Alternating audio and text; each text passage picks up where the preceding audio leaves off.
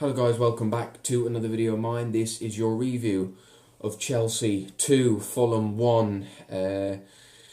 We never do things easy, do we? That was a very, very difficult game. A game that didn't need to be difficult, but we made it difficult.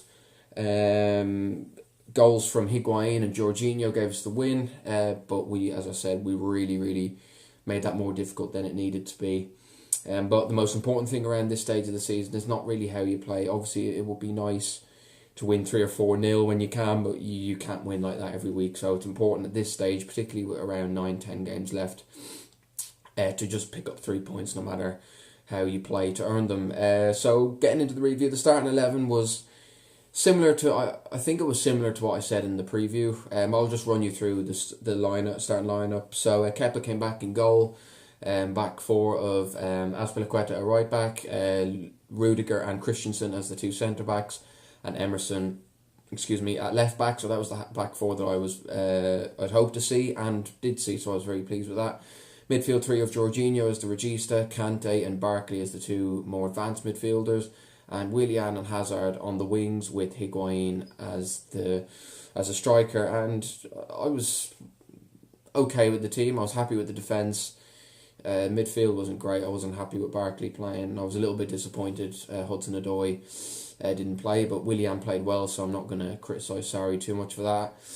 Game started off kind of how I expected, and I'd say most people expected, dominating the ball, as we do kind of most games against teams around the lower half of the table. And we took the lead on 20 minutes. A good bit of play between Willian and Azpilicueta down the right. Azpilicueta played a great ball into the box, and Higuain, he got there in front of the Fulham defender and powered in a really good low shot into the bottom corner, and that was 1-0. And I was thinking, okay, this is a great start. I know it wasn't 4 minutes like it was when we played them at the Bridge, but it's good to get a good start. 20 minutes in, 1-0 up, perfect. But then 8 minutes later, and it's 1-0, and the defending here was criminal. Sunday League style defending, and I'll take that as an insult because I play Sunday League, but my god, the marking was, I would say, shocking, but I can't even say that because it was non-existent. Corner, it was a short corner actually. Ball was played back out to Ryan Babel, I think it was. He played a ball across into the box all the way to the back post, and Callum Chambers is there, has the whole of Craven Cottage to hit it on the volley and put it into the back of the net and make it 1-0. And I was looking at the game and I was like, where's the defence gone? Is there anyone marking? We just decide to stop marking? Okay, no one wants to do it? Okay, fine, let them back in the game. Honestly, the marking was ridiculous. I'll blame Emerson for that because he's the left back. He should be the one on the back post picking him up. And he didn't, but again, someone should be telling him that, look, when you're marking, you say, okay, tall on tall, rest on the rest. You say, look who's free at the back post. Callum Chambers was in acres of space. I used the analogy that he had the whole of Craven Cottage to pick out his volley, and he did. And he scored. So the defending was criminal. But they got back into the game for all of about 3 minutes. Jorginho scored a really, really good goal. And I was like, I knew Jorginho scored, but I was like, I had to take a second look and go, Jorginho, the guy who passes sideways and backwards every time he gets the ball, actually scored a brilliant goal. Now, to be fair to Jorginho, he played very well today and scored a really, really good goal. Picked out by Hazard, he played the ball into his path, and he hit a rocket of a strike, kind of nearly passed it in, but with good speed and accuracy into the top corner, and that was 2-1. I was thinking, okay, we're back in the game. Just settle down now, because we have a tendency to go a goal up, and then within about 5-10 minutes of that goal going in, we concede because we kind of slack off. But we kind of saw out the rest of the half, had a couple of half chances. Higuain hadn't missed an absolute sitter. Brilliant ball over the top by Jorginho, picked him out, he was onside. All he had to do was get that shot on target, and it's in for 3-1, but he missed. Higuain had, although he got the goal, his finishing was poor. He should have had about 2 or 3 goals today, but only the one. Moving into the second half was very, very much the same pattern. We had a lot of the ball. But going towards the end of the game, Fulham really, really needed to get back into it. They were kind of dominating the game a bit more, having a few half chances. Well, I say half chance. They had some really, really good chances. Kepa, who came back in today, hats off to him. He was brilliant today, and he fully justified his recall, and he's forgiven for what he did. made a brilliant save to deny Mitrovic right at the end. I think it was Aite kind of hooked the ball back into the box. He'd beaten Christensen ahead of Christensen. Christensen's just hoping that once Mitrovic gets his head on the ball, that it either goes over or wide or the keeper saves it. And Kepa made a really good save, which ended up helping us win the game. So it was very good performance, Kepa. And not only that, he made some really good saves. He made another really good save from Mitrovic in the first half. Actually, I forgot to mention Mitrovic hit it. I think it was on the half volley. Was heading into the top corner, and Kepa made a really good reaction save to stretch his right arm out and tip it over the bar. Really good save. All in all, the Kepa was brilliant, and he deserved his man of the match. Overall, it was a very unconvincing win. I thought we were probably deserving of the win, but it wasn't how I'd hoped it would be. It was how I expected it, not how I hoped. But as I said, the most important thing at this stage of the season, with so little games left and so much to play for, it's just about winning, not about how you win.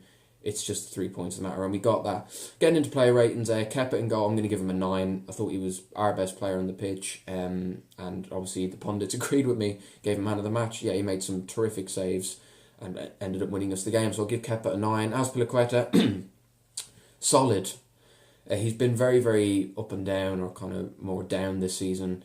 I just don't think he has the legs to play right back anymore, but he did well today. And look, it is Fulham. It's not like he was up against, Mane or Sterling or some, real quality wingers. But he did his job today, and I'll give him a 7. Rudiger, I thought a very solid performance. Him and Christensen, I thought he was the better. I thought they both did very well. But Rudiger again, solid performance, and on his birthday as well, so that was good for him. I'll give him a 7 as well. Christensen, look, I'll give him a 7. He did well. Him and Rudiger were very similar in terms of how they played. They're both very solid. A couple of lapses in concentration here and there, but overall they weren't particularly tested. Again, you could criticise them that they weren't, maybe commanding the defence. For their goal, the absolute criminal defending that we saw for their goal. But it's more Emerson's fault. He's the left back. He should have been marking him. But Christensen overall was very solid. I'll give him a 7, similar to Rudiger. Emerson, I'll give him a 5.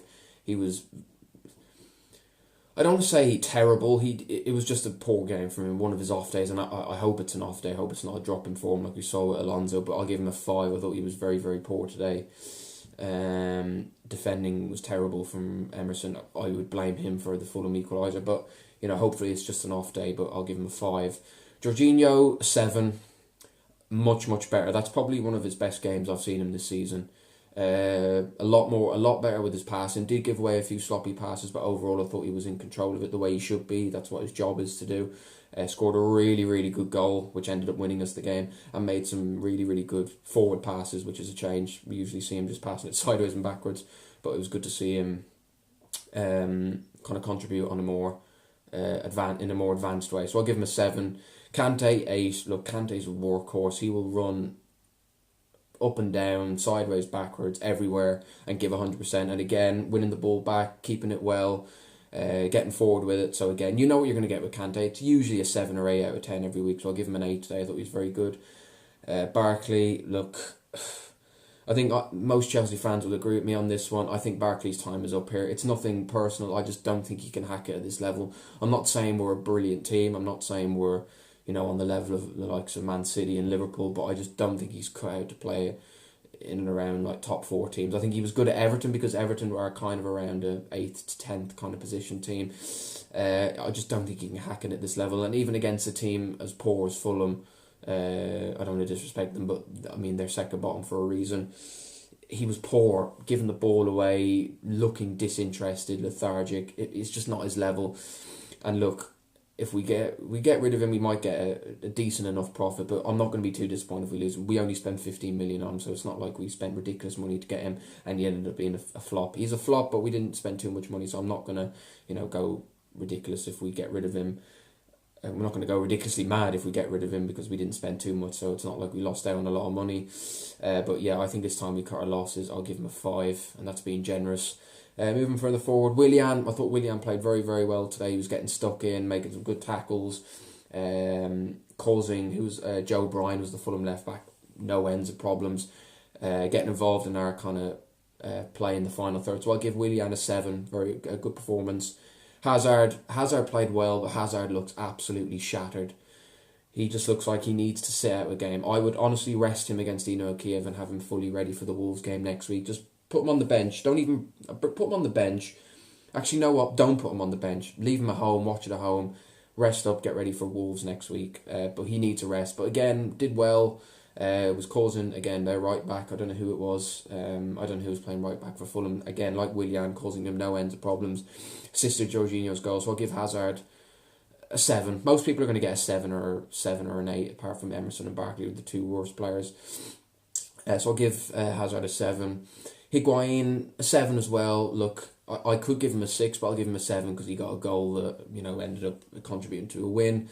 But again, you look at it, I think I'd be disappointed if I was him, because he could have had about 2 or 3 goals if, he had his shooting boots on. But again, look, he's new to the league, new to the team. He will adapt over time, hopefully. But look, there is a quality goal scorer in there. He's a proven track record. Wherever he goes, he bangs in the goals. And he scored 3 goals. I know he scored against Huddersfield and Fulham, but you can only play and score against and beat what's put in front of you. So, I've no doubts that he will get more goals come the end of the season. Today he scored a good goal, but I'd be disappointed with him that I didn't get more. But I'll give him a 7. Substitutes that came on, Loftus-Cheek came on with about 12 minutes left. I'll give him a 6. He didn't really have much time to influence the game. The game was probably, well, I wouldn't say nearly over. He didn't really do much and have much time to do anything. So I'll give him a 6. Pedro, 6 again. Look, the substitutes that came on didn't really contribute all that much. Kovacic, I'll give all the substitutes a 6. They're all standard. They didn't do anything wrong. Didn't do anything brilliant. Standard. I'll give him a 6. All of them: Loftus-Cheek, Kovacic, and Pedro. But yeah, overall, good win. Not the best performance, but again, like I said, performances don't matter, results do. And we win the game. We keep pace with Arsenal. We're a point behind them, 2 behind United, but we have a game in hand of both of them. And if we win that game in hand, we go ahead of them. So it's in our hands, and if we want it, it's there for us to take. So we really, really need to grab this opportunity and get in the top 4, because that's what we need. That's what we set out to do at the start of the season, and it'd be pretty disappointing if we were to miss out on it, having been second at one stage in the season. So it's really important that we get in the top 4, and I'll be happy if we do. Anyway, guys, that's all I have to say for this video. If you did enjoy it, please drop it a like, subscribe if you're new around here or you enjoy the content. Yeah, we're playing Dynamo Kiev in our first leg of the Europa League last 16 on Thursday, so I'll have a preview out for that. I'll try and get out on Tuesday because I'll be a bit busy on Wednesday, so I'll try and get that out on Tuesday, and of course I'll have a review of that game after it. So thank you guys for watching, and I'll see you for that one. Take care.